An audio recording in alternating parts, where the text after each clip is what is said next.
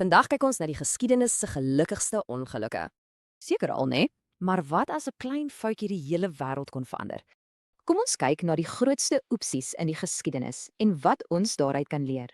Dis hoe oud Frank Apperson was in 1905, toe hy sy groot fout begaan het.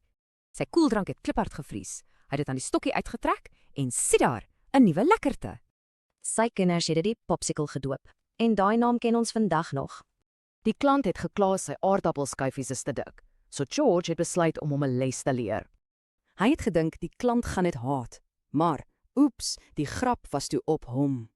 Die klant was dol daaroor en skielik wou almal Saratoga chips hê. So, wie's die genie?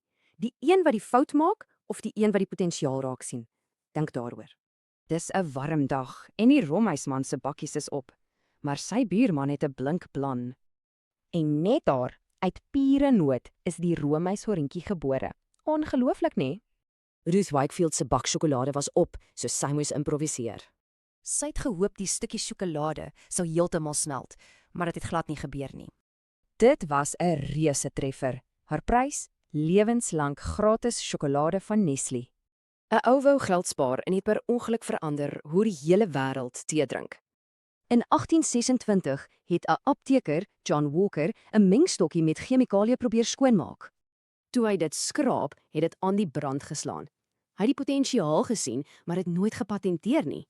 Hy het agtergekom die radar se golwe smelt sy lekker goed. Toe gooi hy springmelies in en dit het gepop. Die eerste mikrogolf het $5,000 gekos en was so groot soos 'n yskas. Dit het 'n rukkie gevat, maar vandag pas dit darm op jou kombuistoonbank en dis baie goedkoper. So, terug na ons debat.